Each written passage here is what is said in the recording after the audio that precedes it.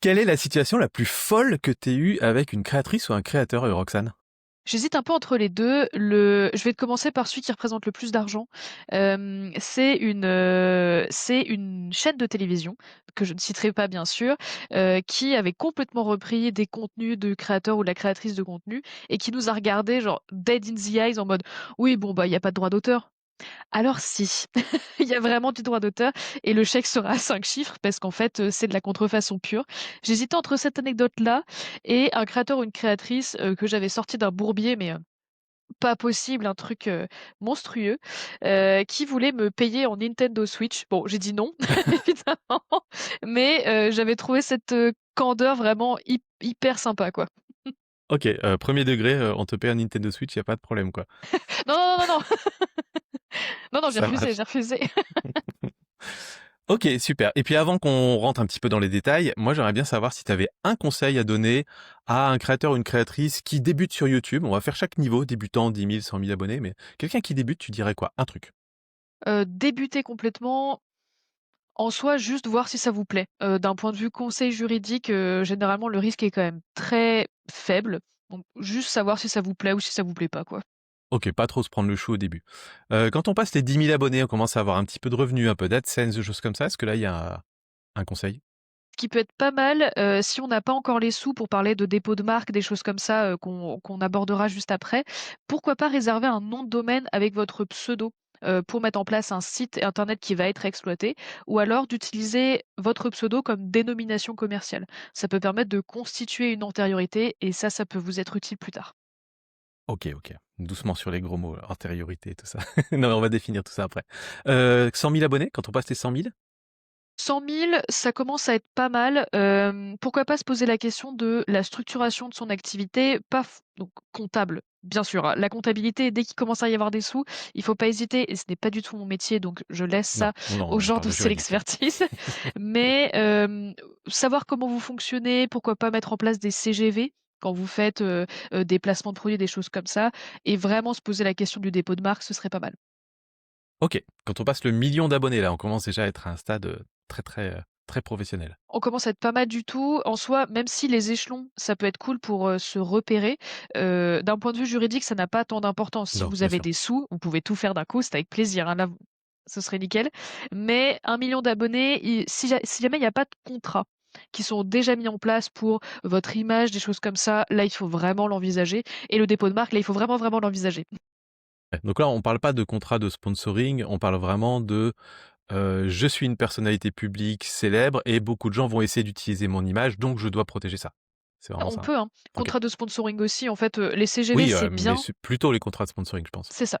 Mais c'est Ouais. les CGV, c'est la base, les contrats, ça vient rajouter une sécurité supplémentaire. OK, et quand on devient un empire de la creator economy à 10 000 000 d'abonnés et plus, sur YouTube, là, tu recommanderais quoi? C'est quoi le truc auquel il faut surtout faire attention? En soi, je pense que si on arrive à 10 millions d'abonnés, on a déjà peut-être fait les choses dont on a parlé juste avant. Ce qui serait pas mal serait de mettre en place de la veille. Voir si jamais il y a des personnes qui réutilisent vos pseudos, votre image, certaines marques, qui vous appartiennent. La veille, c'est un très bon outil à mettre en place, le plus tôt possible bien sûr, mais généralement on la met en place quand on a mis déjà d'autres choses en place. OK, et ne pas aller sur le réseau d'Elon Musk pour dire: «Vous pouvez utiliser mon image, créer des IA et tout ça». Après c'est un choix, hein. Chacun fait ce qu'il veut. Ça marche, super. Merci pour cette petite intro, et j'aimerais bien, bah, qu'on te présente déjà un petit peu rapidement, Roxane. Moi, je dirais que tu es, la personne qui est un petit peu cachée derrière beaucoup de créatrices, de créateurs de contenu qu'on connaît bien, un peu dans l'ombre, mais qui est ultra importante au moment où ça va mal. Est-ce que c'est une bonne définition ou est-ce que c'est juste très partiel, en fait? Non, c'est pas mal, c'est une bonne base. Je suis aussi là quand ça va bien. Il y a des personnes en effet qui me disent: «Ah bah, j'espère, pas avoir besoin de tes services prochainement». En vrai, je comprends, c'est un peu comme voir un médecin généralement quand on va voir un médecin, c'est qu'il y a quelque chose qui va pas bien. C'est assez rare d'aller, faire des petits bilans de santé en mode: «Coucou, je veux juste savoir si tout va bien». Je suis aussi là quand tout va bien. Mon métier, c'est en effet de répondre aux questions, tout ce qui est droit d'auteur, tout ce qui est droit des marques, droit des contrats, droit à l'image, choses comme ça. C'est mon métier. Je dis souvent que mon métier, c'est de vous aider à faire le vôtre, vous créatrices de contenu. Donc en fait, voilà, c'est un petit peu mon métier. Je suis juriste, pas avocate. Ça veut dire que moi, je suis toujours associée à une entreprise. Mais en effet, dans la creator economy, je m'occupe de créateurs et créatrices de contenu, toujours dans l'ombre, parce que ça me convient très bien comme ça. OK, et tu en accompagnes combien? Alors même si mais j'imagine c'est pas un nombre fixe, mais par année, on va dire, tu communiques avec combien de créatrices et créateurs en même temps? Sur une année, Non, je pas en même pense, temps, mais sur une année, ouais. en même temps, je fais des congrès. Je pense à peu près 250. Il y en a Oui, quand même. Oui, il y en a qui sont très réguliers, par exemple, qui ont besoin de mettre en place, un service juridique complètement externalisé et qui me disent: «Bon, est-ce que tu peux regarder ce contrat? Est-ce que tu peux regarder ce truc-là?» machin. Ces personnes-là reviennent fréquemment. D'autres, tu vois, qui viennent en janvier, je les revois plus avant plusieurs mois, voire plusieurs années. Tout dépend un peu des besoins et des ressources, qu'il ou elle souhaite allouer à la tâche un peu juridique, quoi. OK, OK, et comment diantre en es-tu arrivé là? C'est quoi le chemin qui t'amène à avoir ce rôle hyper spécifique? Parce que je pense que vous êtes pas nombreux dans ce cas-là, en fait, en France, Non, je suis toute seule. je connais pas grand monde qui fait ce métier qui fait ce métier, donc comment tu en arrives là, en fait? En fait, je suis toute seule sur ce type d'activité parce que les avocates et les avocats, ils et elles ont un secteur, de prédilection.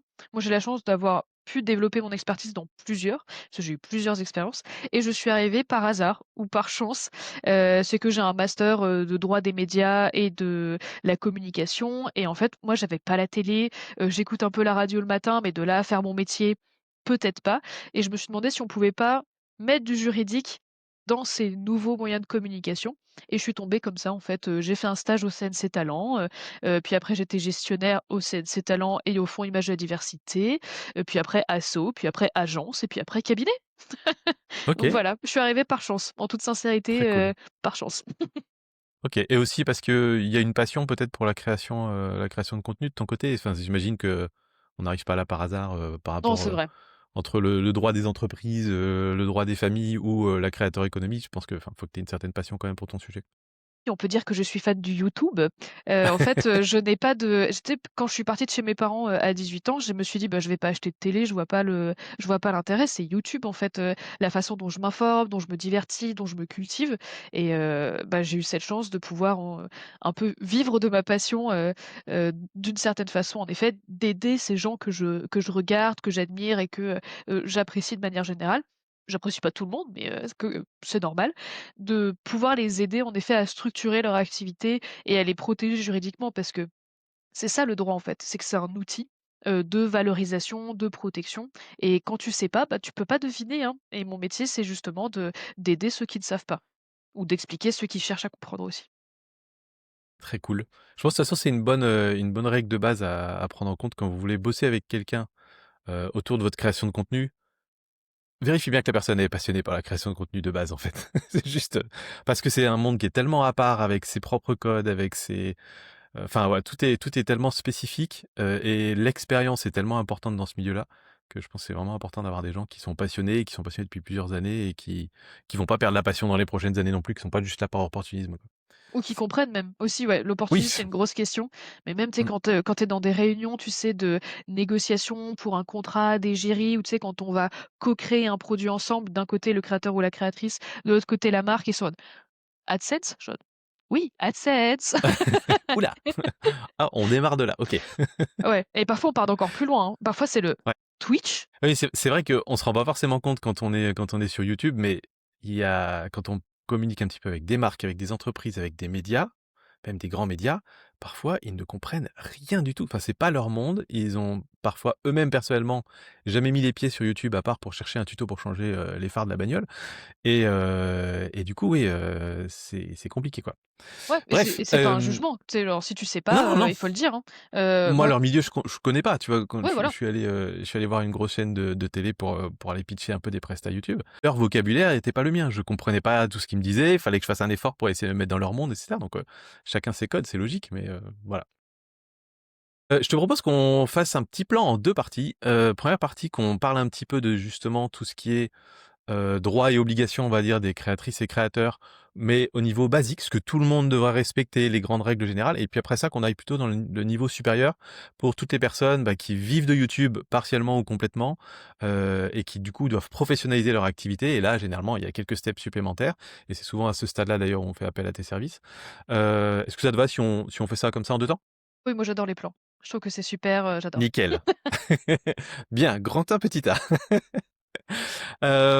Qu'est-ce que font beaucoup de créateurs YouTube alors qu'en fait ils n'ont pas vraiment le droit. Mais c'est un truc que tout le monde fait. Bon, c'est admis comme ça, mais en fait en réalité on n'est pas censé le faire. Je pense que c'est bon, tu t'y attends un peu, mais c'est la réutilisation de contenu sans autorisation. En fait, il y a un peu, tu sais, ça viendra après, j'imagine, dans ton plan. Mais il y a un peu des choses qui sont préconçues, comme, je sais pas, le jeu des 7 erreurs sur une marque pour constituer une contrefaçon ou, «Ah, j'ai le droit à 10 secondes de citation», des choses comme ça. Il y a beaucoup de choses préconçues, soit parce que c'est hérité du droit anglo-saxon avec le copyright, soit parce que c'est hérité de je ne sais pas où. J'imagine un forum Reddit, là où tout commence finalement. Mais c'est vraiment réutiliser des contenus parce que tu penses que tu as le droit et parce que, A ou B a déjà réutilisé des contenus, tu t'es dit: «C'est bon, ça veut dire qu'on a le droit». Non, pas forcément. D'accord. Parce qu'en fait, enfin, c'est un vrai dilemme, je trouve, qu'on a du côté des créateurs, parce que d'un côté, il y a les règles de la plateforme, les règles YouTube, et le droit américain, parce que YouTube est régi par généralement le droit américain, et donc notamment les questions de comment ça s'appelle déjà, de c'est pas le droit de citation, mais tu sais, c'est un nom Ouais, le fair use. en anglais. Le fair use, voilà. Le fair use qui dit globalement qu'on a le droit de reprendre un extrait d'une intervention de quelqu'un, d'une marque, d'un film, ce que vous voulez, à partir du moment où on ajoute de la valeur à côté. Ce qui est une question qui est relativement floue, en fait. Dans quel cas tu ajoutes de la valeur, dans quel cas tu t'en ajoutes pas. Là où ce fair use n'existe pas, si je dis pas de bêtises, en France. Et donc, en fait, il y a YouTube va rien faire contre vous si vous êtes dans le cadre du fair use. Par contre, l'ayant droit, la personne qui est propriétaire du clip au départ que vous réutilisez pourrait intenter des actions derrière. Et donc c'est là toute la différence, c'est que la plateforme va rien faire, mais après individuellement la personne peut faire quelque chose. Et ça on rentrera peut-être dans les détails un petit peu de quelques cas. Moi il y a un truc sur lequel je voudrais te faire réagir aussi, c'est que de plus en plus de nos jours, notamment avec la montée de TikTok et des formats courts, le fait de réutiliser le contenu de quelqu'un d'autre, ça devient la création de contenu en fait, pour, les jeunes générations avec les trends notamment. Bah, en fait, c'est la base de se dire: «Bah, attends, il y a ce truc-là qui est trend en ce moment, je récupère la musique, je récupère l'image, je réagis dessus». Ça devient ça la création de contenu pour eux. Donc moi je vois de plus en plus, j'ai des créateurs parfois qui me contactent et qui me disent: «Je comprends pas, pourquoi ma chaîne elle est pas monétisée» et cetera, et je vois que c'est que de la réutilisation de contenu à 100 et ils voient pas le problème en fait. Est-ce que tu penses que un petit peu comme, alors je vais faire une grosse, heu, une grosse comparaison, mais un petit peu comme, quand les Uber sont arrivés en France, c'était totalement illégal contre le système des taxis et cetera, puis finalement, ça a tellement déferlé que bon, bah, finalement on a légiféré, on l'a laissé faire quoi. Est-ce que tu penses que ça va être un petit peu pareil finalement, où le droit, français va finir par «s'écraser» entre guillemets, devant le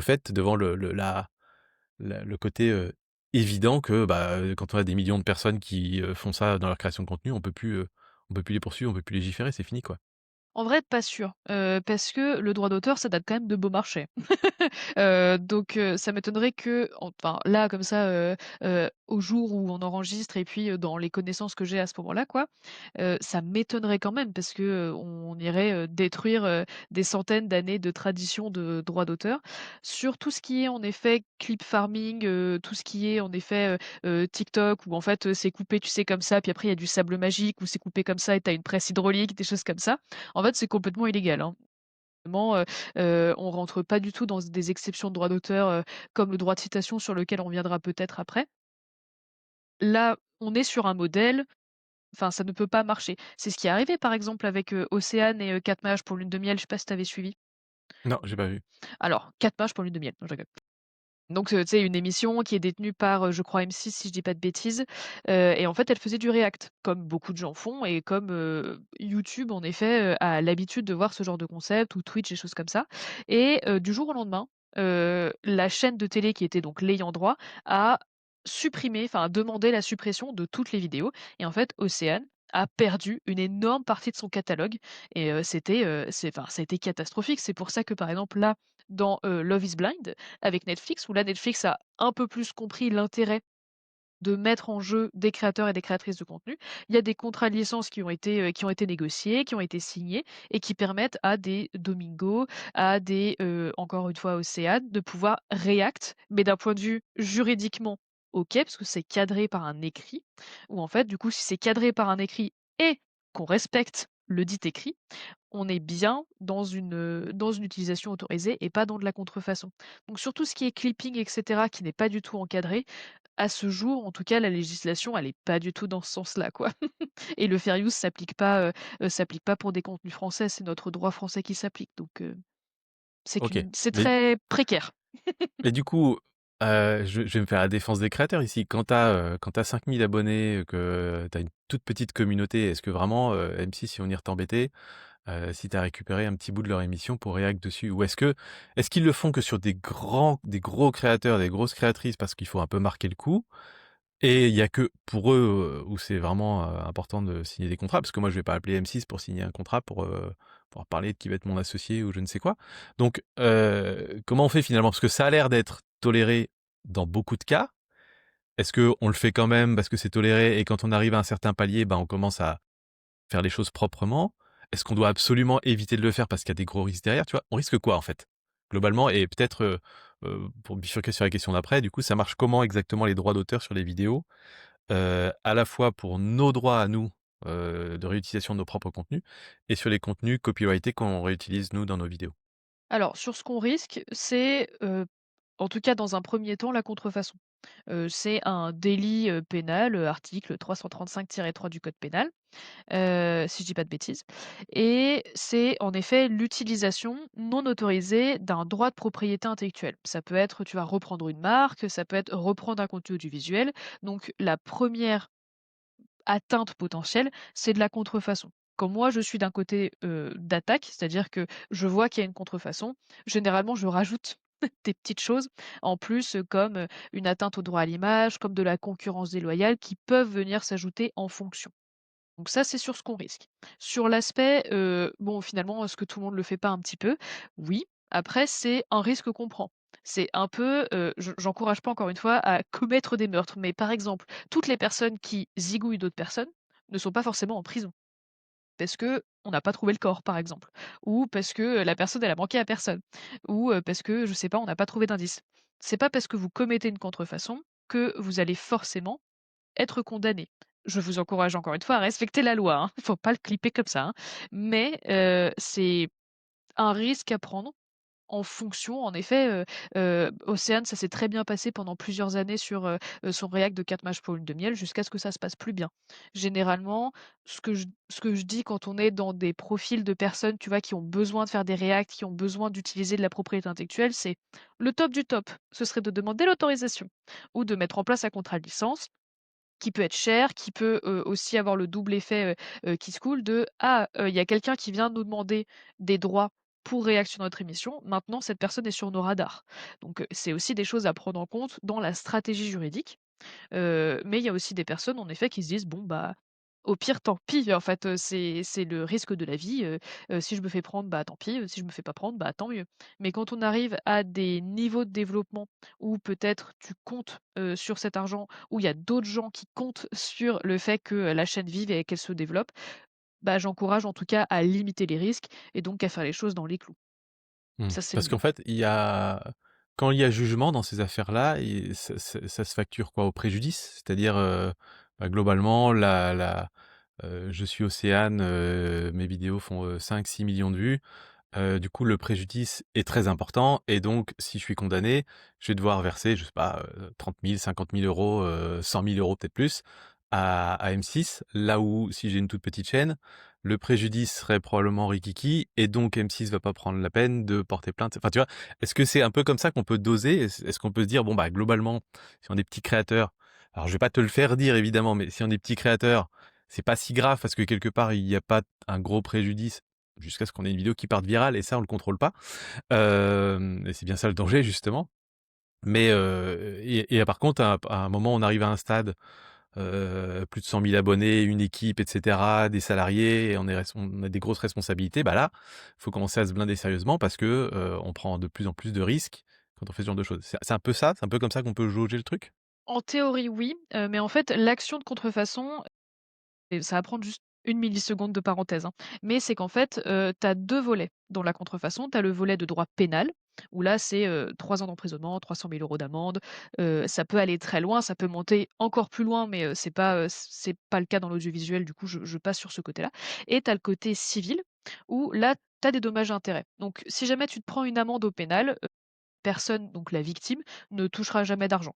C'est pour ça que quand on est victime de quelque chose au droit pénal, on conseille, bon, de commencer le droit pénal d'abord, parce que ça permet de prouver la culpabilité et ensuite d'aller sur le civil pour demander la réparation. C'est le travail du droit civil de réparer, et notamment par le biais de dommages et intérêts.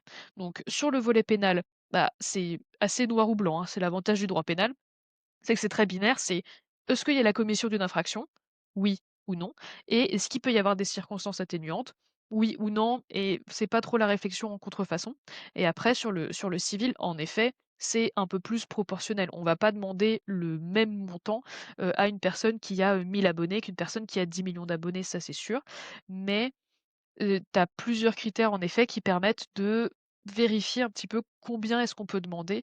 C'est ce qui m'arrive, moi quand nous on attaque, en contrefaçon. Moi je suis beaucoup plus du côté des créatrices de contenu, parce que c'est comme ça que mon métier s'est fait. Je suis rarement du côté des marques, des agences, des choses comme ça, mais ça peut arriver, surtout avec certaines agences avec lesquelles, j'ai le plaisir de travailler, mais c'est plutôt l'exception que la règle générale quoi et on le réfléchit en mode, il y a combien de gens qui peut-être ont vu ce truc-là? Est-ce que ça a porté préjudice? Comment est-ce que j'ai été présenté et là tu peux commencer à chiffrer effectivement. Mais les dommages et intérêts, on n'est jamais en dessous déjà de 5 chiffres, D'accord. de 4 chiffres pardon. On commence généralement entre 2 500 et 5 000 et pour des grosses chaînes de télé par contre, après c'est toujours, juridiquement OK, hein, ce que je Mmh. fais, c'est basé. Mais comme on n'a pas de jurisprudence, on n'est jamais allé jusqu'au procès, généralement on règle le problème et c'est aussi ça mon métier de juriste, c'est qu'on éteint le problème avant de partir au contentieux. D'accord. On essaie de trouver un Très bien. accord pour ne pas aller au contentieux et là du coup, OK. bah, tu sais de la négo quoi. Ouais, OK, très bien. Donc du coup, pour essayer de résumer un peu ça, quand vous êtes créateur de contenu, vous voulez, sortir une vidéo, vous voulez mettre un extrait d'un truc. Si vous pouvez vous en passer, passez-vous-en. Voilà, globalement, c'est pas, si c'est pas indispensable, c'est juste pour la petite blague, c'est peut-être pas la peine de le mettre. Si par contre ça fait partie de votre contenu, réfléchissez bien à ce que vous voulez faire.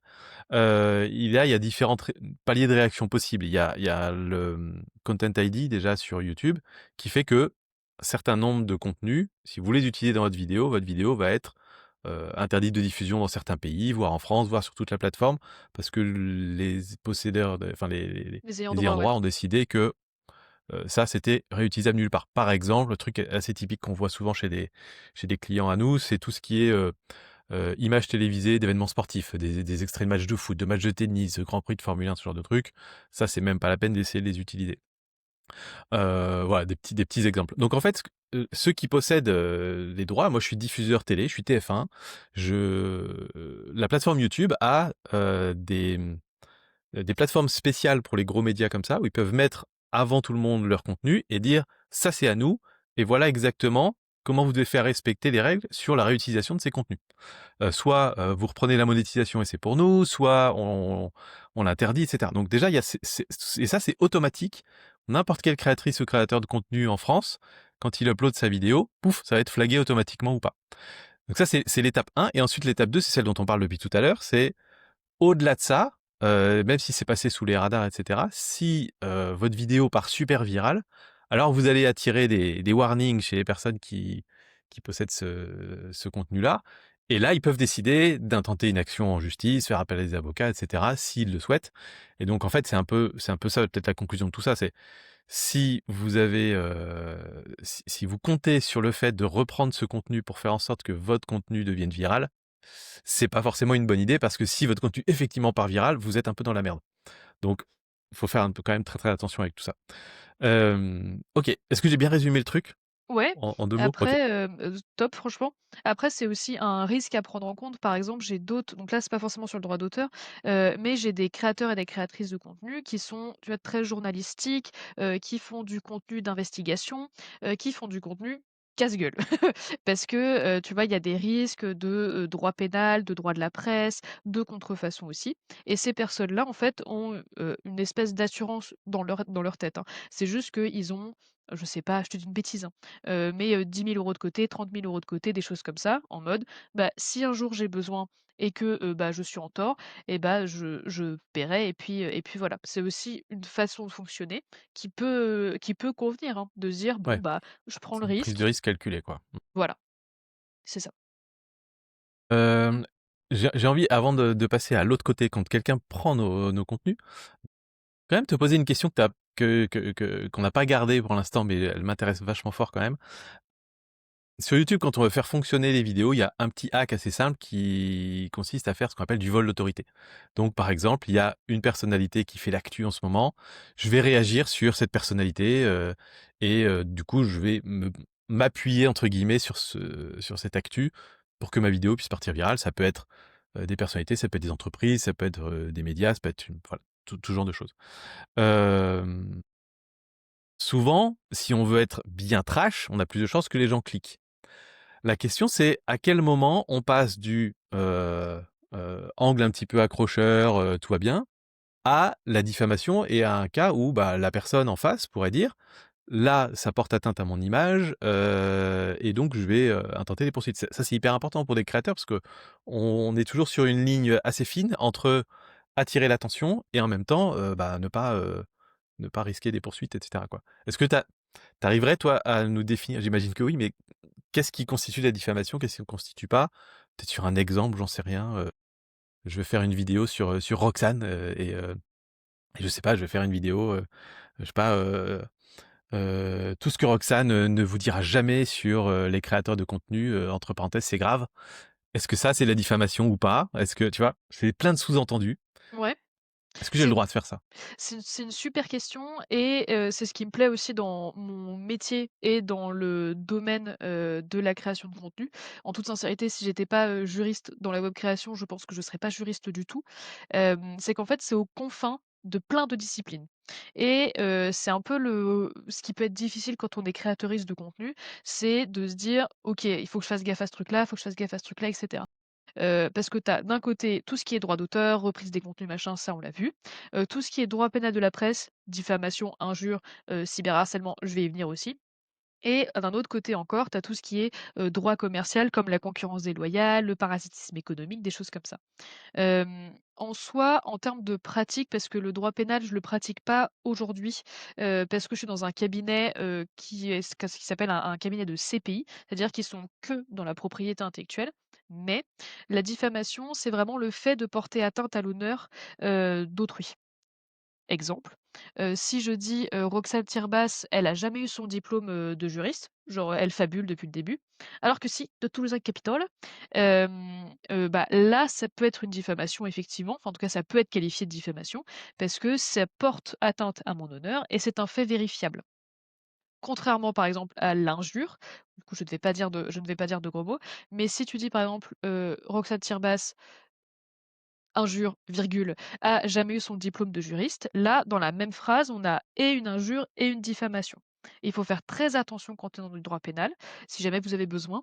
C'est que c'est un droit qui est hyper express dans le droit pénal de la presse, c'est qu'on a une action de prescription qui est très très courte, à savoir 3 mois, pour pouvoir agir sur le fait que quelqu'un ait dit quelque chose sur vous.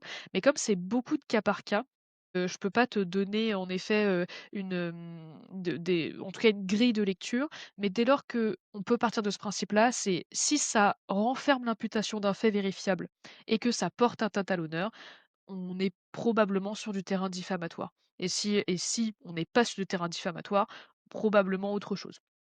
D'accord. Est-ce que ça répond un peu Et à ta question? ouais, carrément, carrément. Et parfois, on le subit nous en tant que créateur. C'est-à-dire que même moi, avec mes petites chaînes YouTube, ça m'est arrivé fréquemment d'avoir des personnes qui soit m'insultaient, soit mettaient imposteur en gros sur la miniature de leur vidéo. N'écoutez pas Sylvain Lepoutre, imposteur, machin. Est-ce que c'est de la diffamation ou pas? Est-ce que j'aurais dû faire une action en justice alors que sa vidéo a fait 1500 vues? Enfin voilà. Comment tu conseilles de réagir dans ces cas-là? Notamment quand ça part pas viral. Évidemment, si la vidéo de l'autre fait des millions de vues, je pense que c'est le moment d voilà, ça atteint ton image, peut-être faut faire une action. Mais si la vidéo, elle est insultante, voire diffamatoire, mais que finalement personne la voit, parce que c'est souvent le cas, en fait, c'est souvent des petites gens, un peu frustrés, qui lâchent un peu leur colère. Moi, je suis plutôt d'avis de dire: «Laisse pisser, le truc va s'enterrer dans les tréfonds de YouTube et c'est pas grave», même si c'est énervant sur le moment. Toi, tu conseilles quoi? Est-ce qu'il vaut mieux se défendre à tout prix? Non, non, non, le pour une fois que ça peut être tranché, non. L'action n'est pas toujours bonne, à entreprendre. Pourquoi? Parce que le droit, c'est vraiment un outil qui est à disposition. Comment tu l'utilises, c'est ton problème à toi. Un peu comme, un grand pouvoir implique de grandes responsabilités. C'est un peu ce même raisonnement, c'est que, je sais il y a plein de fois où j'interviens dans des cas où on me dit: «Bon voilà, qu'est-ce que tu en penses?» Du coup, j'analyse, je suis en mode: «Bon, il y a ce problème-là, il y a ce problème-là, on pourrait attaquer sur ce fondement, machin. Qu'est-ce que tu veux faire de ces informations?» Parce qu'il y a des personnes, tu vois, qui préfèrent se dire: «OK, bon bah, bon à savoir, j'ai pas envie, on s'arrête là. Là, si on est à la limite, tu sais, de la communication de crise où, est-ce que c'est bon, d'un point de vue de ces effets stressants, des tout machin? Est-ce que Mmh. ça va pas plus apporter des embrouilles? Là, c'est en dehors un peu de mon spectre. Après, quand on me demande mon avis, bah, je le donne, hein, mais c'est plus un avis, tu sais, d'expérience en mode, bon, est-ce qu'il y a des personnes qui ont déjà regretté, parce que tu sais, je sais pas, ce que tu penses, toi, tu sais, des vidéos réponses, des choses comme ça peut être assez, Ouais, ça ça peut peut aller très être, loin, ouais. ça. Après on a eu des très belles jurisprudences cette année, de vidéos réponses, des choses comme ça. En soi, c'est un peu «comme tu le sens» entre guillemets, ça peut être plus délicat, enfin c'est plus évident plutôt, commencer comme ça. Quand c'est des cas de contrefaçon où bon, bah, là, effectivement, c'était pas OK de reprendre indûment des vidéos et cetera, donc la contrefaçon, pourquoi pas. Ce qui est plus dur, c'est quand on est dans du droit pénal qui est quand même un droit qui est beaucoup plus intime sur du cyberharcèlement, de la diffamation, des choses comme ça. Où en fait là, c'est un peu à la victime de choisir et il y en a d'autres, tu vois, qui me disent, «Oui franchement, on y va, on lui fait salade tomate oignon, ce sera c'est lui qui va prendre pour tout le monde, limite», en mode: «Bon bah là, c'est allé trop loin, je suis pas du tout d'accord» et d'autres au contraire qui me disent, j'ai une cliente que j'apprécie beaucoup qui, quand elle se prend une vague de cyberharcèlement, parce que ça arrive, hein, l'ensemble des clientes que j'ai se sont déjà pris des vagues de cyberharcèlement malheureusement, a lancé son concept dans elle-même, je veux dire, hein, de, depression vacation, où en fait pendant une semaine ou 2 semaines, elle se barre en vacances loin de ses réseaux en mode: «OK, merci, au revoir, c'est finito pour nous», quoi. Donc c'est comme vous le sentez, le droit encore une fois, c'est un outil, mais il faut pas qu'il vous coûte, psychiquement non plus, hein. Et d'autres aussi, qui ont pas les moyens forcément, d'intenter une action ou alors on fait au milieu, tu vois? On envoie un courrier en mode: «Bon, maintenant ça suffit» et parfois ça suffit aussi, hein. C'est à voir au cas par cas vraiment, mais il y a aucune obligation. OK. Ouais, j'allais rebondir sur les créatrices parce qu'effectivement là, moi je te parlais de petits cas isolés. Les créatrices pour la plupart se prennent des vagues de personnes assez lambda, anonymes et cetera et donc en fait, on n'est pas dans le cas de un gros préjudice par un autre acteur, énorme sur les réseaux. C'est plein de personnes anonymes et du coup, ben, enfin, c'est compliqué en fait de poursuivre, 10 000 personnes d'un coup, à part s'il y a des DM, des menaces très graves, on va dire, c'est et là évidemment il faut faire quelque chose. Malheureusement, j'ai l'impression que la seule option consiste à trouver un moyen pour soi-même vivre avec, savoir comment l'encaisser et cetera. Ce qui est horrible à dire, mais voilà, malheureusement, on n'a C'est la pas réalité, forcément hein. d'outils aujourd'hui pour se battre contre du harcèlement de masse, quoi. Ouais, non, non, ça en fait, ça dépend aussi, même j'ai certaines clientes, qui ont besoin, tu sais, de compartimenter, les aspects de leur vie et je connais même pas leur prénom. En fait, je connais que leur pseudo parce qu'elles sont ultra, blindées là-dessus et c'est super. Il faut pas hésiter à se protéger le plus possible, et en fait, je n'ai aucune idée de leur prénom et ça ne me regarde pas. Je les appelle par leur pseudo et puis voilà, ça leur convient comme ça aussi. D'ailleurs, en France, faites attention, mais si vous avez une auto-entreprise, une micro-entreprise, généralement, c'est votre adresse personnelle qui est inscrite au registre et donc qui est trouvable sur les réseaux. Il me semble qu'il y a une petite démarche qu'on peut faire pour, faire retirer l'adresse perso des registres, non? Aujourd'hui, oui, mais ça en tout cas, l'ordonnance est passée et il me semble que c'est une ordonnance, peut-être une circulaire. En tout cas, la norme de droit, est bien passée, mais pour l'instant, c'est pas encore mis en place. Enfin, tu sais, c'est, maintenant on peut faire ça, mais les moyens pour faire ça sont pas encore effectivement mis en place. Il serait Heu temps quand même, hein. et en fait, ça, il faut bien, bien réfléchir en effet quand on est, en auto-entreprise à mettre une adresse, qui va être, publique, avec laquelle vous êtes à l'aise. Il y a des personnes, et malheureusement c'est ce que je Une boîte recommande postale aujourd'hui, ou ouais. c'est que si ça a déjà été fait, il faut déménager parce que enfin, là c'est que, enfin c'est une grosse brèche, pour sa sécu pour les sécurités personnelles des gens, et en fait, plus tu montes en notoriété, plus c'est une brèche qui va pouvoir être exploitée. Même, tu sais, en dépôt de marque, j'ai des personnes dont en fait le nom de famille est pas public, et en fait, je n'arrive pas à faire retirer le nom de famille. Je me bats avec la CNIL, avec l'INPI, toute, toute, autorité administrative qui voudra bien m'écouter. En fait, c'est mort. Enfin, en tout cas, là, pour l'instant, ils disaient: «Oui, on aimerait bien, mais on a une obligation légale».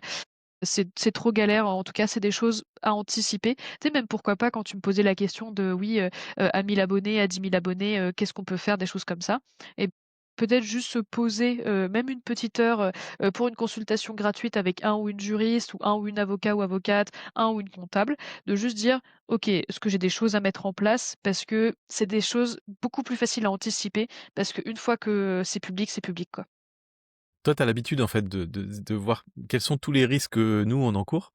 Donc, tu pourrais effectivement très rapidement checker et dire: «Alors attends, en 2 secondes j'ai trouvé ton adresse personnelle, en 2 secondes j'ai trouvé, le chiffre d'affaires de ton entreprise, j'ai trouvé tel truc, donc attention, ça on peut s'en prémunir, ça, je te conseille de faire, ci», enfin voilà. Ça peut être effectivement une bonne idée. Hem, Et c'est difficile de communiquer dessus, parce qu'en fait, si je communique dessus publiquement, c'est vraiment un how to, heu, oui, bah, bien sûr, harceler les gens, quoi. t'expliques aux gens comment faire, voilà, c'est ça. Obligé de les choper un par un, mais ça prend du temps. Très rapidement pour qu'on passe après aux autres sujets, mais, on fait comment si quelqu'un copie nos vidéos? Alors je parle pas forcément sur YouTube, parce que sur YouTube, on a une petite alerte qui va nous dire: «Ton contenu a été repris», on peut décider ce qu'on va faire, mais très souvent ce qui se passe, c'est moi je publie des contenus sur YouTube et bah, il y a plein de comptes TikTok qui vont reprendre, les contenus du coin des youtubeurs. Qu'est-ce que je peux faire en fait contre ça? Bah, déjà, si tu as l'énergie, documenter. Tu prendre des captures d'écran, télécharger, des choses comme ça. Même si tu en fais rien après, c'est pas plus mal d'avoir et de ne pas s'en servir plutôt que d'en avoir besoin et de pas pouvoir, quoi. Qualifier l'atteinte. Est-ce que c'est une atteinte à votre droit d'auteur? Est-ce que c'est une atteinte à votre marque déposée? Est-ce que c'est une atteinte à votre droit à l'image? Beaucoup avec l'intelligence artificielle. Et ensuite, c'est un peu comme tu le sens. Dans le sens où, il y a des personnes, par exemple, qui ont leurs contenus qui sont repris sur TikTok et cetera, mais comme ils sont tagués, par exemple, ça fait un renvoi, tu vois, sur leurs, réseaux sociaux, officiels, et en fait, ça leur fait de la pub gratos. Ouais, Pourquoi pas, tu vois? certains trouvent ça bien en fait. Ouais, Certains disent: «Bah, tant mieux si quelqu'un reprend mon contenu et que ça cartonne, allez, il se fait peut-être quelques centaines d'euros avec ça, tant mieux pour lui, mais ça fait des millions de vues sur ma tronche. Bon bah, ça participe à ma marque, globale quoi». ouais, c'est ça. J'ai un client, en effet, qui m'a dit: «Non, mais c'est bon, on laisse, ça me va». Écoute, si ça te va, ça te va. Tu peux aussi faire des signalements, sur la plateforme en elle-même. Généralement, quand on est sur du TikTok, assez étonnamment, ça fonctionne pas mal. En tout cas, les signalements OK, que moi j'ai fait, d'expérience encore une fois. Meta, c'est un peu plus compliqué parce que tu sais, droit américain, il faut démontrer le droit d'auteur, on galère un peu, et ça peut être un peu long. En fait, je trouve que l'action juridique, elle est pertinente dans la plupart des cas, je parle pas de cas plus graves bien sûr, ou qui entraînent une baisse du chiffre d'affaires, un truc cata, mais c'est souvent un peu dans pas l'urgence parce que c'est une connotation négative, mais il faut être rapide, et c'est pour ça que, généralement tu vas rédiger une lettre de mise en demeure machin, c'est pas forcément hyper approprié, et les signalements, tu vois, au moins c'est plus rapide, mais il faut qu'ils soient bien fondés. En fait, il faut qu'ils soient bien écrits sur le bon fondement juridique. Si par exemple, je sais pas, il y a une attaque, sur mon droit des marques, et que je dis: «Oui, il y a une atteinte sur mon droit d'auteur», ça va pas marcher. Parce qu'en fait, c'est pas les en fait, on est à côté de la pas les plaque. bons termes et ouais, C'est ça. Donc en fait, c'est ça. et est-ce que je peux réagir sur mes contenus par exemple, si et seulement si mon contenu a déjà été mis sur TikTok avant, si j'ai une antériorité sur TikTok sur ce contenu? Parce qu'en fait, très souvent, ce qui se passe, c'est que tu as des personnes qui ont posté sur TikTok des extraits de vidéos YouTube, mais vidéos YouTube, je les ai jamais mis sur TikTok. Mmh. Donc vis-à-vis de la plateforme TikTok, leur contenu est du contenu original. C'est pas Est-ce dérangeant. que c'est pas dérangeant? Je peux, moi, dans ma réclamation, dire: «Allez, regardez, voici le lien de ma vidéo YouTube, regardez la date, elle a été postée 2 ans avant», et cetera. Ouais, C'est possible? et OK. ça aide, si jamais tu vas d'être certifié, par exemple. En fait, quand tu fais des signalements, c'est pour ça que je m'amuse avec grand plaisir à lire les CGV de toutes les plateformes, à peu près tous les 6 mois, dès qu'il y a un changement, tu vois? En mode: «Ah bah, je sais Et on que te remercie pour ça, Roxane. Mais en fait, c'est que c'est vraiment un puzzle en mode, genre, enfin, tu sais, un classement ou je sais pas, quelle métaphore je pourrais utiliser, mais il faut ouvrir le bon tiroir pour prendre le bon fondement parce que sinon tu vas être à côté de la plaque, en fait. Et ça, c'est marrant, pas du tout. C'est que sur TikTok ou sur, Meta ou sur YouTube, le même problème ne sera pas forcément qualifié de la même façon par la plateforme et donc en fait, c'est un peu du travail d'orfèvre en disant: «Voilà, il s'est passé ça là-dessus, il s'est passé ça là-dessus» et cetera. Mais la certification, généralement, ça aide ou alors d'avoir un signalement qui est rédigé par un ou une professionnelle du droit, ça aide aussi. C'est beaucoup plus rapide, hein, en mode genre: «Bonjour Roxane Sherba, je suis le conseil de machin, en Oui, vertu de la c'est tout de directive suite pris plus machin, au sérieux. voilà, nous vous prions» et en fait, moi, je relance toutes les 48 heures. En mode: OK, «Je vous rappelle que la loi vous demandait d'agir dans un délai prompt. Quid?» Donc c'est un travail de veille aussi. ça marche. C'est quoi le mythe juridique, on va appeler ça comme ça, que tous les créateurs, répètent à droite à gauche alors qu'en fait, bah, c'est faux? Si je prends cette vidéo moins de 10 secondes, ça va. Ah Enfin, OK, moins de 10 d'accord, je secondes de cette cette vidéo, des cette choses comme ça. notion de il y aurait un temps, Voilà. durée pendant laquelle c'est OK de reprendre n'importe quel type de contenu. Alors des fois on entend 10, des fois 7, des fois 5 secondes, non, il y en Non. a aucun en fait. En France, non. Et les trucs de si je retourne l'image, ou je mets un petit peu de C'est grain, ça va c'est passer. presque bah, en fait, ça passe le Content ID, mais et encore, ça passait le Content ID il y a quelques années, mais en fait, la contrefaçon, elle reste la même. Après, tu as l'exception de citation, qui peut être pertinente, où en fait, il faut que le petit bout que vous avez pris, il faut qu'il soit court, je vais y revenir sur cette notion, il faut qu'il soit, sourcé et il faut qu'il soit justifié. Donc justifié, c'est-à-dire que, par exemple, si là, on parle de ce qu'on est en train de parler et je sais pas, on met un extrait de, Harry Potter à la chambre des sorciers, je vois pas trop le lien, en fait, entre les 2 parce que le droit, c'est pas de la magie, hein. Je vois pas l'intérêt. Le sourcer, effectivement, il faut bien dire dans ton extrait, bah, voilà, j'ai pris cet extrait, soit tu le mets en barre de description, mais je recommande de le mettre et en barre de description et tu sais, juste en bas de ton écran ou en haut En ou à côté, filigrane enfin, sur l'image. ça Ouais, peut être ouais, pas mal. d'accord. Il faut que ce soit accessible facilement. Donc, à partir de ce point-là, il faut pas hésiter même à poser des questions en mode: «Est-ce que ça, tu penses que ça peut être pas mal?» pour s'assurer du truc, donc bien sourcer et Donc ça, la c'est important notion alors de mettre la source, c'est hyper important. OK, en fait, ça te fait rentrer dans l'exception de citation. Parce qu'une d'accord. exception, on considère que c'est d'interprétation stricte, c'est-à-dire que s'il te manque l'un des critères, c'est mort, tu en contrefaçon, merci, au revoir. OK. Donc voilà et sur le court, c'est court par rapport à la vidéo que tu prends et court par rapport à ta vidéo à toi. Par Mmh. exemple, si je fais un TikTok, de, 30 secondes sur, je sais pas, Halloween, on est un peu dans le thème en ce moment. Moi jusqu'au 1er décembre, je suis à Halloween.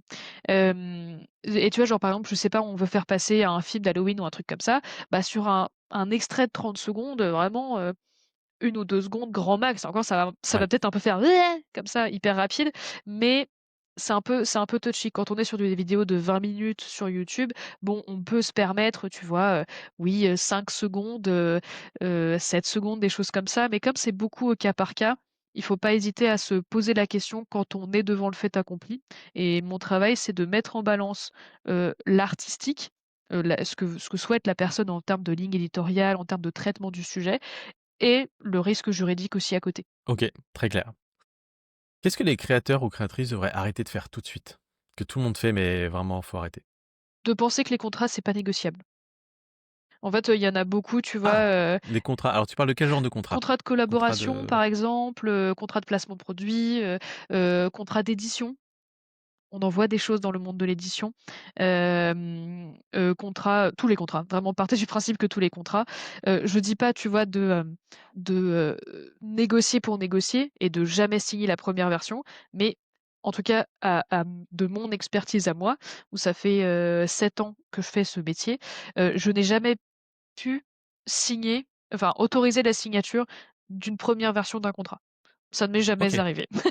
d'accord. Alors que moi, tu vois, côté créateur, quasiment à chaque fois, je signe la première version qui arrive, quoi. Mais c'est parce qu'on a chacun nos métiers, hein. Je suis incapable de faire Ouais, ton métier. C'est ouais. normal que ce soit pas évident de faire le mien. Alors j'entendais, je sais qu'il y a quelques années, j'entendais un créateur américain qui lui, en fait, avait, bah, une personne comme toi, il disait: «Moi, c'est pas mon métier de lire les contrats, je comprends rien, c'est complexe et cetera.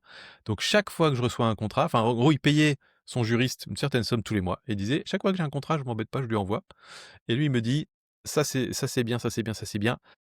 Partie 5, partie 6, partie 7, fais gaffe, voilà en quoi ça t'engage, voilà en quoi ça t'engage. Est-ce que tu es OK? Est-ce que tu es pas OK? Est-ce que tu veux qu'on le renégocie?» Et c'était, vraiment il disait j'ai tout lui balancer comme ça et c'était, je trouvais ça assez sain, en fait. Alors, pareil, hein, ça dépend, évidemment, si vous faites vos premiers contrats de sponsoring, à hauteur de 300 € le contrat, évidemment, ça va pas forcément être rentable. Mais dès le moment où vous avez quelques milliers d'euros, tous les mois, je pense que ça peut commencer à être, un truc intéressant, quoi. Ouais, ça peut être pas mal. En plus, maintenant avec, ChatGPT, il y en a beaucoup qui mettent leur contrat directement comme ça. Je suis pas contre l'intelligence artificielle de base, hein. Je me dis que avoir accès à l'information juridique, c'est déjà cool. C'est juste que sur les, notions peut-être complexes, ChatGPT peut être un peu enfin ChatGPT ou d'autres, hein, c'est juste que c'est celui que je vois le plus souvent. Ce n'est pas un placement de produit. Votre intelligence artificielle préférée, quoi. Sur les notions peut-être un peu complexes de négociation, ils sont pas du tout au niveau ou même parfois ils peuvent vous proposer des réécritures qui sont bien plus engageantes pour vous. Donc, si vous le mettez dans votre intelligence artificielle, il faut pas hésiter à, écrire un prompt bien détaillé pour au moins faire une première passe. Après, ça remplacera jamais le travail, d'une humaine, en particulier, hein, parce que le contrat, c'est que des leviers. C'est, bon, si tu tiens vraiment à ce truc-là, il faut que tu m'expliques pourquoi, parce que je vois pas l'intérêt ou je vois pas la raison.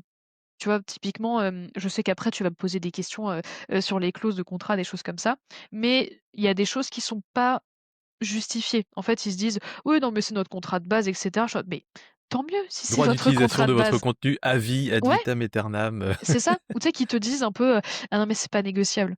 Ah non, mais les seuls contrats qui sont pas négociables, c'est ce qu'on appelle des contrats d'adhésion. C'est, le contrat pour, ton téléphone, le contrat pour, ton internet, où là, c'est pas des contrats qui sont négociables et mais là, quand on est entre 2 partenaires commerciaux, on fait du B2B, même d'ailleurs du B2C, hein, ce serait négociable. Il faut absolument le négocier, hein. Les contrats, il faut vraiment les négocier.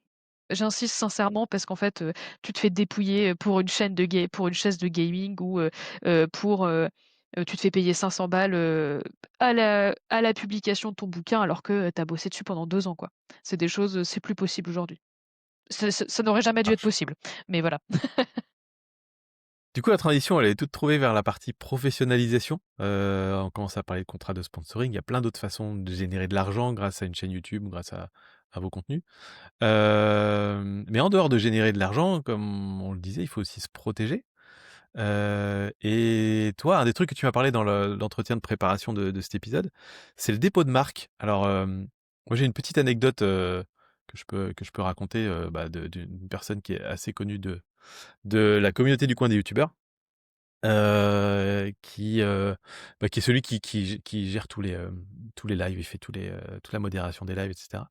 Donc lui, il a une chaîne YouTube, où il parle d'installation photovoltaïque et du jour au lendemain, il y a une boîte qui s'est créée, une entreprise, et qui a déposé comme nom de marque, le nom de sa chaîne YouTube. Alors c'était juste une coïncidence, on va dire. Hem Et lui, il avait l'antériorité, ça faisait des années qu'il publiait sur YouTube avec ce nom-là et l'entreprise, très rapidement, s'est rendu compte que cette chaîne YouTube avec ce nom avait le même nom que leur entreprise et du coup, ils ont décidé de demander à YouTube de zigouiller la chaîne et YouTube s'est exécuté. Il a mis 5 à 6 mois avant de la récupérer et il a quand même dû changer de nom. Est-ce que s'il avait déposé sa marque, ça aurait pas eu lieu ou ça se serait passé différemment? Voilà. Pourquoi il faut déposer sa marque? À partir de quand il faut le faire? Parce que c'est un certain coût aussi. Ouais, est-ce que moi, par exemple, un truc que je conseille d'habitude pour ceux qui démarrent, c'est, comme tu dis, d'aller choper, l'URL, voilà, déposer le nom de domaine, ça coûte pas très cher. Faire les handles sur tous les réseaux sociaux, donc le Facebook, le Instagram, le machin, avec le même nom, parce que tout ça aussi, ça empêchera, entre guillemets, une entreprise qui voudrait prendre ce nom de marque. Voilà, mais bon, ça, c'est juste des précautions qu'on peut prendre, mais il y a rien d'opposable en termes de droit derrière. Voilà, comment on fait en fait? Moi, j'ai pas déposé aujourd'hui, la marque, Coin des youtubeurs. Je ne peux pas d'ailleurs puisqu'il y a youtubeur dedans Ouais, et donc la question dans pourrait se poser, ouais. l'utilisation, Oh ouais, je le sais, hein, enfin, ça fait très longtemps que je le sais. J'ai vu avec YouTube et ils étaient OK pour que j'utilise, mais je sais que je peux pas déposer, la marque youtubeur, enfin, coin de youtubeur. On fait Ouais, comment? parce que ça comporte en effet, la reproduction C'est d'une une marque qui est déjà extension de déposée, ouais. YouTube, voilà, c'est Mmh. ça. Quand est-ce qu'on dépose la marque? C'est dès lors que ça te saoule de changer de nom. Tu vois, par exemple, tu te souviens, Enjoy Phoenix, elle a fait un changement de nom, et est passée sur Marie Lopez. C'est pas une cliente, du coup, je ne sais pas ce qui s'est passé, mais je connais bien son avocate et quand on a un changement qui est qui est anticipé, qui est volontaire, qui a une vraie réflexion édito derrière, c'est cool. Mais quand tu dois changer de nom alors que c'était pas prévu, heu, du jour au lendemain, ouais, généralement, c'est un peu compliqué, en toute sincérité. Le dépôt de marque, c'est super, mais c'est pas simple parce que c'est un droit, pour le frimer, hein, complètement, c'est ce qu'on appelle un droit ad, validitatem. Ça veut dire que, big up bien sûr à tous les latinistes de la salle. En fait, c'est un droit qui est valide que si tu as fait un dépôt. Contrairement au droit d'auteur qui, là, c'est un privilège du droit français, c'est que le droit d'auteur, c'est auteur le mot qui est important, il va se générer dès lors que tu es toi-même un auteur, ça veut dire que tu as créé une œuvre. Il y a pas de dépôt à faire, il y a pas de, je sais pas, de diplôme, de petits macarons, un petit ruban peut-être, pas du tout. C'est le droit d'auteur, tu le fais, enfin, il est auto-généré dès lors que tu as créé une œuvre, peu importe la qualité de l'œuvre, la nature de l'œuvre, le genre de l'œuvre, la destination de l'œuvre, n'a aucune importance. Donc là, on est sur un droit qui est automatique. C'est ce qui s'appelle ad probationem, ça veut dire que si tu fais un dépôt, c'est pour apporter une preuve de quelque chose. On pourra en parler dans un autre épisode ou plus tard quand on aura le temps. Le droit des marques, par contre, ce n'est pas du tout la même réflexion. Il faut que tu fasses un dépôt pour que le droit existe. Sinon, il n'existe que dans ta tête. Déjà, on est là-dessus. Quand on est, créateur ou créatrice de contenu, je recommande de commencer déjà par un dépôt français, donc auprès de l'office français, sauf si dans tes vidéos, tu ne parles pas français. Si tu ne parles pas française, a priori ton audience est pas française ou en tout cas, elle est française dans un second temps ou c'est peut-être pas ton cœur d'activité, quoi. Mais si tu parles français dans tes vidéos, heu, un dépôt auprès de l'office français qui s'appelle l'INPI, l'Institut national de la propriété intellectuelle, ça peut être pertinent. Il y a que l'INPI qui peut faire ça. Il y a beaucoup, beaucoup d'arnaques de, sauvegarder vos droits de marque chez Cutchy, Walou, c'est que l'INPI qui permet d'avoir quelque chose. Et en effet, il faut en tout cas, moi, j'encourage de se poser la question, comme je te l'ai dit, dès que ça pose un problème de changer de nom. Je sais pas à quel, tu vois, niveau d'abonnés ça peut poser un problème. Il y a des marques, enfin, il y a des créateurs et des créatrices qui ont changé, tu vois, sans gros problème. Du coup, je saurais pas te dire: «Ah, c'est à 10 000 ou c'est à 100 000 ou c'est un» bon après, 100 000, 1 000 000, ça commence à être un peu tard pour changer de nom, quoi. C'est vachement variable selon En l'activité que vous plus, avez à côté, selon votre modèle économique, selon le nom que vous avez pris aussi d'ailleurs. Si c'est notre nom et prénom, on n'a pas à s'embêter avec ça, j'imagine. si, Et si. par exemple, il y a des toutes faut déposer son nom et son prénom? Mmh. Bah, tu sais, Je c'est dois pas déposer ma marque, Sylvain Lepoudre? ouais, c'est tout ce qui se passe, par exemple, pour, les grandes industries de la mode, Yves Saint Laurent, Inès de la Frésange, c'est des vrais noms, ça s'appelle des marques patronymiques. C'est des marques qui sont le nom et le prénom d'une personne. Mais il faut OK, qu'elles soient déposées. OK, waouh, ça marche.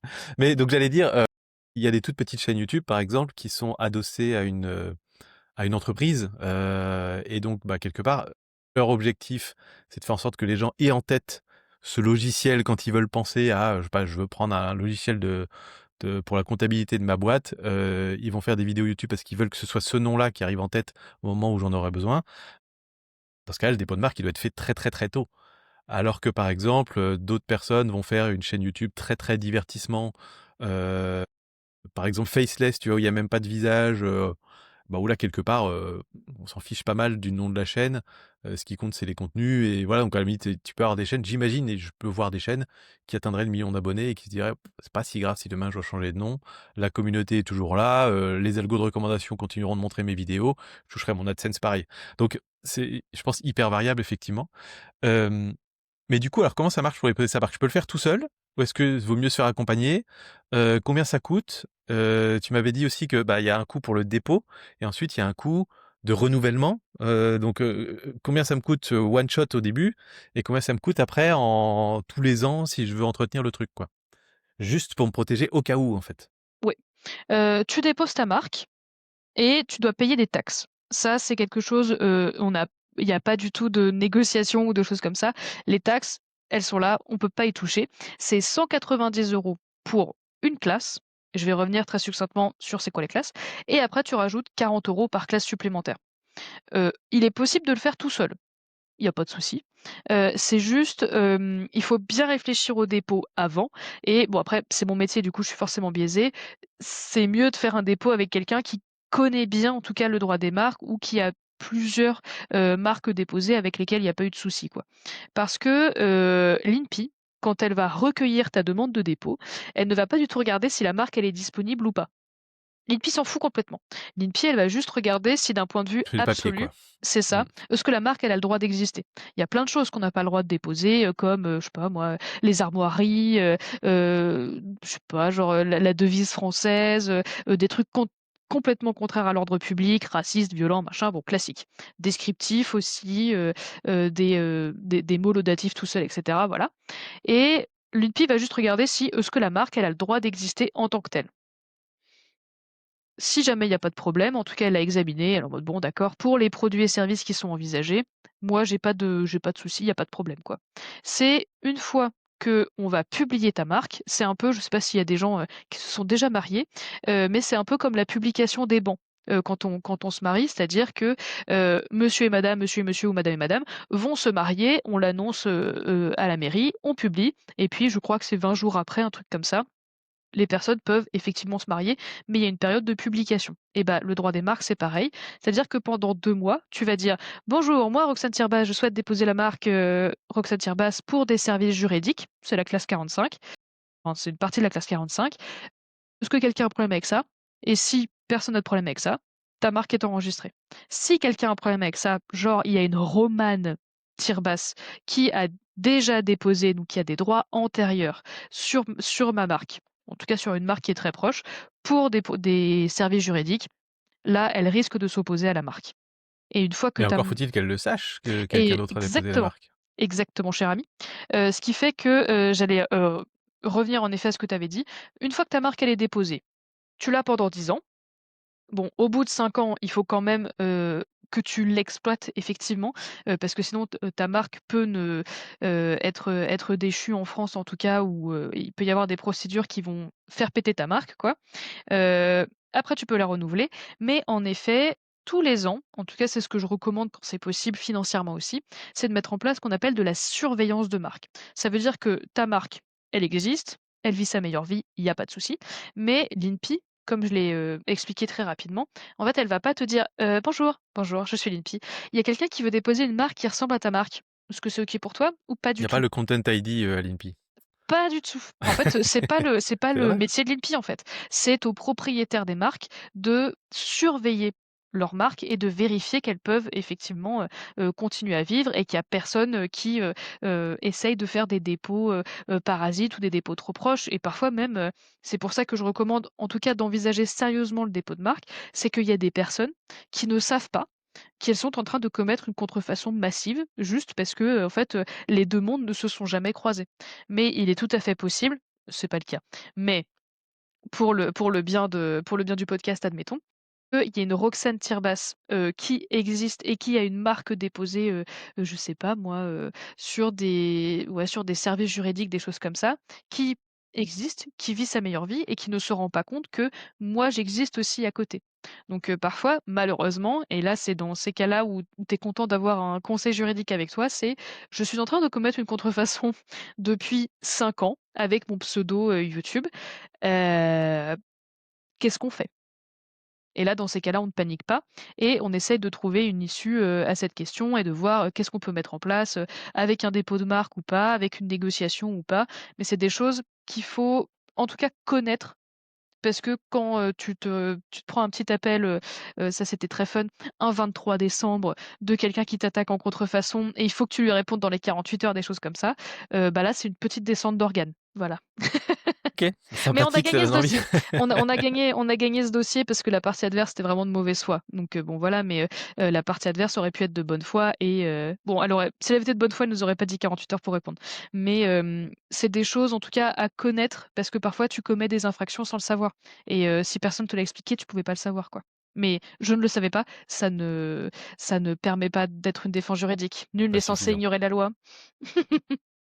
Mais alors pour revenir sur la question du coût, parce que je pense que c'est quand même un élément hyper important pour savoir, nous créateurs, à quel moment on se dit: «Là, il faut que je me prémunisse, parce que, entre guillemets, c'est pas une dépense trop importante par rapport à mes revenus» et il y a dans d'autres cas, bon, bah, c'est pas encore le moment, quoi. Donc 190 € le dépôt plus 40 € par nouvelle classe. Les classes, si je dis pas de bêtises, en gros, c'est les catégories d'entreprises. C'est-à-dire que demain, je veux protéger le coin des youtubeurs, je vais pas empêcher, une marque de biscuits de fabriquer les biscuits le coin des youtubeurs. Ou alors il faut que je dépose la classe biscuits coin des youtubeurs, voilà. Enfin Exactement. biscuits, voilà, donc il y a plein de catégories d'entreprises. Vous mettez que dans la catégorie qui vous concerne, ou les catégories dans lesquelles ça vous embêterait que quelqu'un d'autre vienne se positionner, voilà. Donc imaginons qu'on prenne, allez, 2-3 classes, tu es à 250 balles à peu près, 200-250 € pour le dépôt. Donc ça, tu as dit on le fait une fois pour 10 ans, c'est ça? Est-ce qu'on doit renouveler tous les ans ou c'est seulement au bout de 10 ans qu'on doit C'est renouveler? seulement au bout de 10 ans Au que bout tu de 10 ans? renouvelles. Et si je veux faire appel par exemple à toi pour déposer ma marque parce que je veux que tu m'aides, combien ça coûte ta prestation? Combien je dois rajouter, par-dessus ça? Alors il y a des honoraires qui vont pouvoir s'ajouter. Après, ce que j'aime bien faire, quand c'est pertinent pour la personne, c'est que si la personne, par exemple, dépose plusieurs marques, je peux baisser mes honoraires parce que les honoraires, bon, pour un premier dépôt, c'est difficile de les négocier, surtout si, je connais pas la personne. Mais c'est des choses qui peuvent aussi être adaptées, quoi. Généralement, on est à 300 € pour la première classe, du coup ça fait 490 avec les taxes et Mmh. on rajoute 50 € par classe supplémentaire. Du coup, ça fait plus 90 €, parce qu'on avait 40 € de taxes. En moyenne, le panier moyen, on est entre 3 et 6 classes qui sont déposées pour des créateurs et créatrices de D'accord, quand contenu, même. parce qu'il faut au minimum protéger la vidéo. Ça, c'est la classe 9. Tout ce qui est vidéo, podcast, l'objet en tant que tel, il faut le protéger et généralement, le strict minimum du strict minimum, c'est la classe 41, c'est tout ce qui va être, divertissement, tout ce qui va être service, culturel, des choses comme ça. Donc au minimum, on en a au moins 2. C'est parfois un peu short et je préfère proposer, tu vois, de rajouter, la classe 35 qui est pour le placement de produits. Donc là, ça te fait 3 classes et après on rajoute pour, toutes les personnes, tu sais, qui ont pourquoi pas du merch, qui ont pourquoi pas genre qui vendent des autocollants, qui vendent des bobs, des pulls, des choses comme ça. Donc en moyenne, le panier vraiment c'est une grosse louche, hein, parce que chaque cas est particulier. En panier moyen, on est entre, 600 que je regarde, 670 et 940 €. OK. Tout compris, dans le Non, mais sens, très et clair, les enfin, taxes et les sous. c'est ces ordres de grandeur que je voulais avoir globalement. Si je veux Ouais, c'est faire en tout dessous de 1000 seul, balles, ouais. ça va me coûter 400-500 Ça te coûte moins, € ouais. et pas mal de temps parce qu'il va falloir que je comprenne, que je vérifie, que je fasse attention un peu à tout et cetera. Mais ça peut être OK et puis ça peut être intéressant de le faire d'ailleurs. Vous Je sais avez que le quand droit. j'avais déposé un brevet pendant mes études, c'était super intéressant de se plonger dans ces trucs et comprendre comment ça marchait. Si on veut pas perdre de temps et si on veut être sûr de pas faire d'erreur, on passe par toi et globalement, on double, on va être entre 700 et 800 €, et là, on est protégé pour 10 ans. Donc finalement, c'est un investissement qu'on fait pour les 10 prochaines années, donc c'est pas si cher que ça finalement quand on remet à l'année. Et ensuite la partie surveillance du coup, alors j'imagine je pense, tu me diras ce que tu en penses, mais on peut tout à fait déposer sa marque sans forcément faire de surveillance. On est déjà mieux protégé que si on n'a pas déposé sa marque. C'est-à-dire que tu peux, voilà, enfin, c'est comme ça que je le perçois. Mais si on a déjà une grosse chaîne YouTube, beaucoup d'enjeux économiques derrière et cetera, on a intérêt à faire la surveillance aussi. Combien ça coûte, chaque année si je veux que tu t'occupes de surveiller ma marque? Si on fait une surveillance, je réfléchis, en 3 classes, c'est 850 € par an. Et en D'accord. fait, on OK. nous, on va recevoir des alertes en mode: «Ah bah, il y a cette personne qui veut déposer cette marque». Parfois c'est l'identique, parfois c'est similaire, tu vois? Si je dépose juste Roxane, bah, Roman ça va me poser un problème, je sais pas, Roxy ça peut poser un problème, Rox ça peut poser un problème. En fait, on reçoit des alertes de marques qui souhaitent être déposées parce qu'elles sont publiées dans la petite période d'opposition, qu'on a évoquée un petit peu avant et moi j'analyse en mode: «Est-ce que j'ai un problème avec le fait que cette marque soit déposée? Oui ou non?» Là, on a arrêté un dépôt où ça aurait été vraiment problématique parce que c'était à l'identique et c'était pas pour de l'audiovisuel, mais c'était pour, c'était un truc de vêtements et de bouquins, enfin, c'était un truc un peu bizarre. Mais en fait, ça, c'était pas du tout possible parce que, bah, la personne qui détient la marque, le créateur ou la créatrice, elle fait des bouquins et du merch. Donc en fait, là, ça aurait été hyper casse-gueule OK. et puis c'est beaucoup plus facile, en fait, de Hem, s'opposer à une marque plutôt que de la faire péter une fois enregistrée. Ça marche. On va avancer un petit peu parce que l'heure tourne. Ouh Tu là as là! raison, tu as raison. On a eu trop de questions, je vais en faire sauter Pardon. quelques-unes, c'est pas très Mmh. grave. Non, non, t'inquiète, c'est Je super papote, je intéressant. Est-ce papote. que est-ce que tu as déjà vu, une créatrice ou un créateur perdre sa chaîne YouTube parce qu'il s'était pas bien prémuni, il avait fait une erreur, d'ordre juridique ou autre, hein, mais c'est un peu le cas extrême. C'est la pire chose qui puisse nous arriver. Bien Qu'on sûr. ait une vidéo à la limite qui soit démonétisée ou qui soit, non répertoriée et cetera, c'est pas si grave. Faire sauter la chaîne YouTube, on perd des années d'une entreprise. Moi, c'est une entreprise, une chaîne YouTube, non? Est-ce que tu as déjà vu des cas comme ça, Ça m'est jamais petites arrivé, non. anecdotes? Mais on a D'accord. déjà été très proches, aussi parce que c'était un peu des bon après là, c'est plus des considérations personnelles, mais c'était une personne qui était partie, d'un truc et essayer de respecter les confidentialités, mais tout en donnant du contexte, était partie d'un truc quoi et en fait, la personne qui avait été quittée ou l'entreprise qui avait été quittée, en fait, spammait, de recours juridiques, la vidéo et en fait, tu sais, entre le temps où on fait le tri entre les strikes et le moment où en effet, on se rend compte que c'est des strikes, tu vois, ce qu'on appelle de l'abus de droit, c'est-à-dire que, les strikes étaient infondés, enfin en tout cas les «plaintes» entre guillemets étaient infondées. On était déjà à 2 strikes et on a vraiment galéré à faire, lever justement les strikes après, donc on était vraiment pas loin, d'une clôture définitive. Mais ça m'est jamais arrivé, en tout cas définitivement non. D'accord. OK. Le cas qu'on a pu voir par contre, c'est des chaînes qui se retrouvent coincées ou bloquées, parce qu'elles sont, alors, pas bloquées par YouTube en fait, mais bloquées, entre guillemets «juridiquement» parce que les personnes qui ont créé la chaîne s'entendent plus, et elles possèdent la chaîne à 50-50 et donc ben, plus le droit d'utilisation. On a globalement le cas avec Villebrequin. Moi j'en ai une autre qui me vient en tête, c'est la statistique expliquée à mon chat.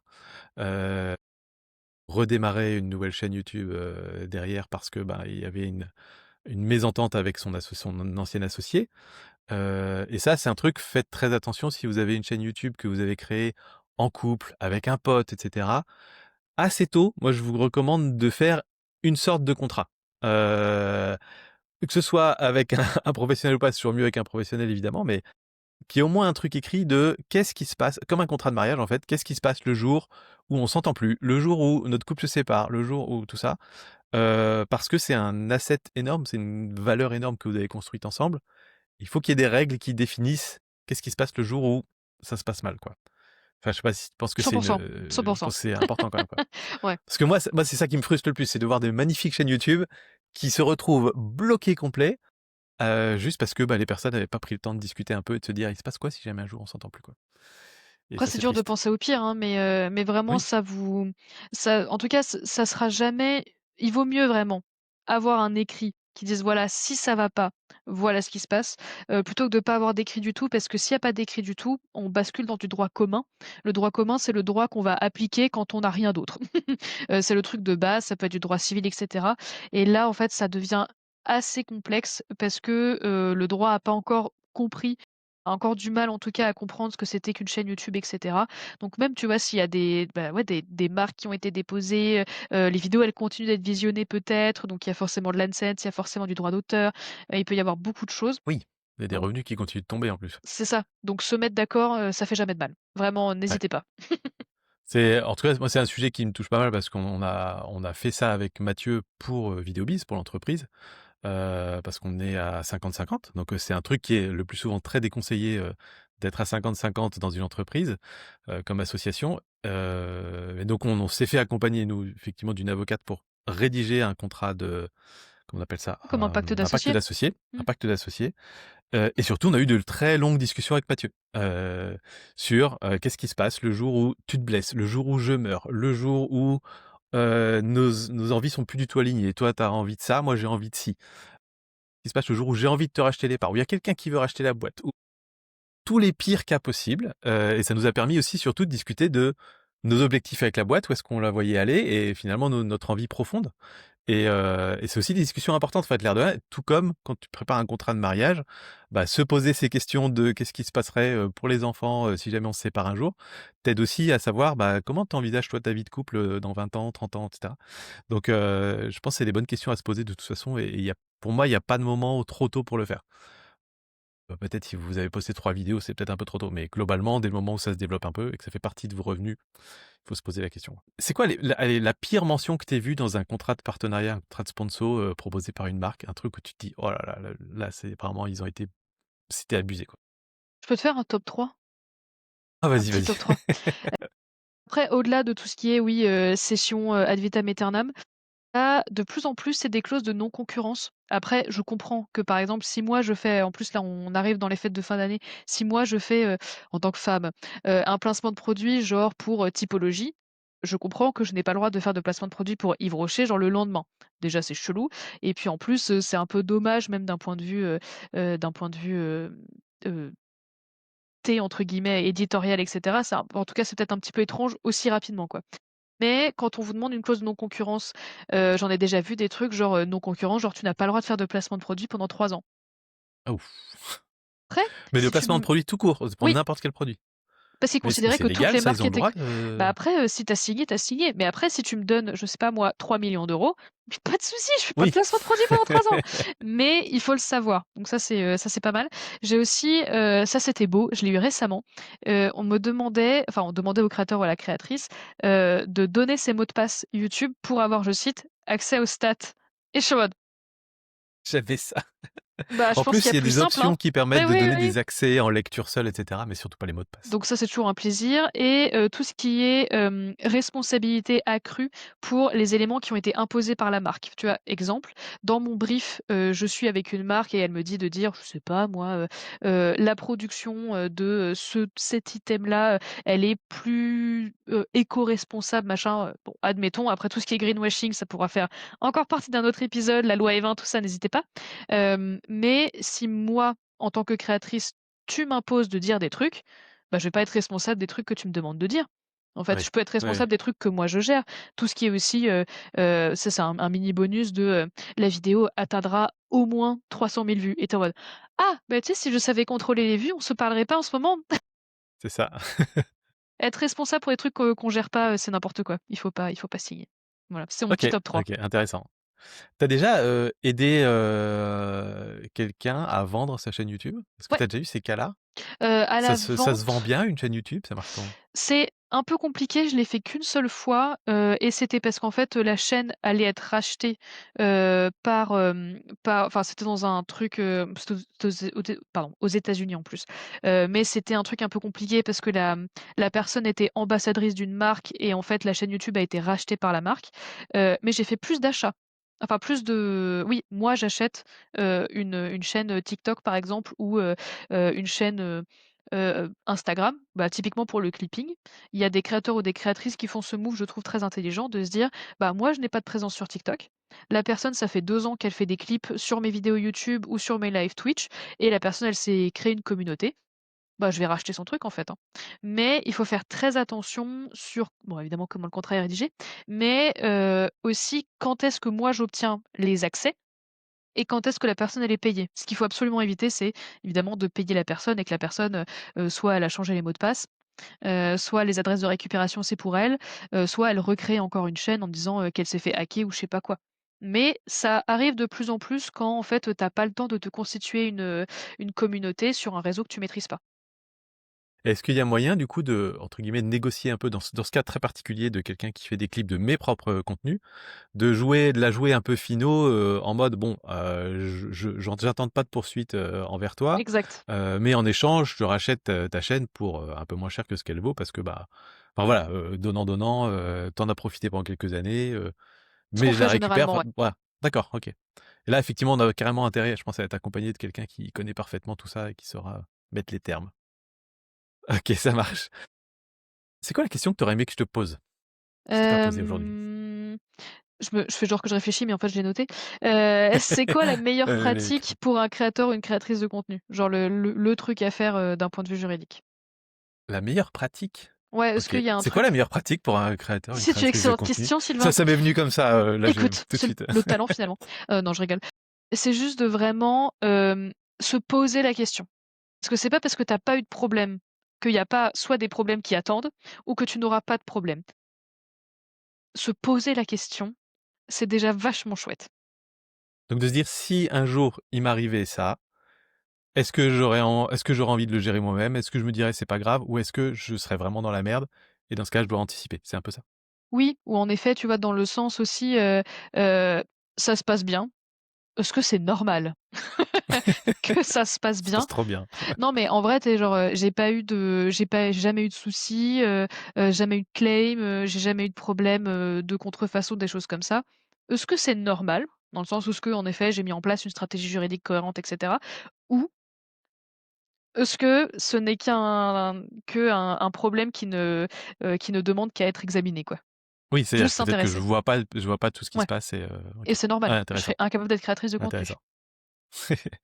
Est-ce que toi, tu avais des questions que tu aurais voulu me poser, de ton point de vue justement de juriste, des réseaux et cetera?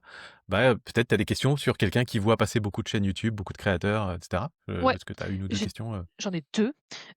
C'est à ton avis, c'est quoi le point juridique qui est le moins compris sur YouTube ou qui est le moins maîtrisé ou qui est le plus compliqué que je devrais, pourquoi pas, encore plus évangéliser? Un truc genre qui est hyper obscur hyper obscures? ou qui est pas maîtrisé comme tu le sens ou plus difficile? Très bonne question. En fait, j'ai du mal à te dire autre chose que la marque parce que pour le coup, c'est vraiment un truc, personne n'y personne n'y pense. Très franchement, c'est pas dans nos mœurs de créateurs de contenu aujourd'hui de se dire, «Je vais poser une marque». On a l'impression que c'est pas grave, c'est pas une entreprise et tout ça. Donc ça, c'est sûr que c'est un gros, gros sujet, je pense, et j'ai du mal à sortir de ça. Heu C'est déjà pas mal, hein? et après non, je te dis, c'est des sujets des contrats de sponsors parce qu'il y a quand même énormément de contrats qui tournent. Il y a même plein de sponsors qui se signent sans contrat.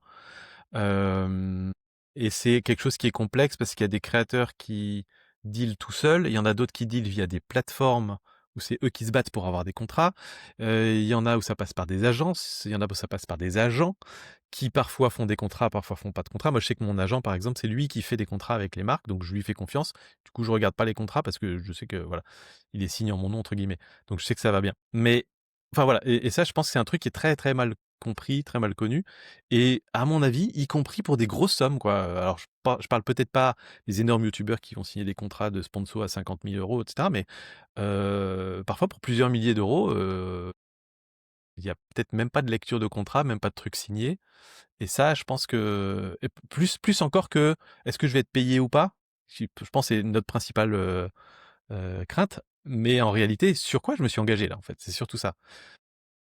Qu'est-ce que je peux me prendre, comme revers de médaille si jamais, enfin voilà, en fait, on peut se dire: «J'enchaîne une sponsor par mois», et ne pas se rendre compte que la sponsor que je vais faire dans 2 mois, si ça se trouve, elle va contrevenir au truc que j'ai signé il y a 3 mois, quoi. Et ça, c'est un truc, je pense que beaucoup de créateurs font pas gaffe à ça.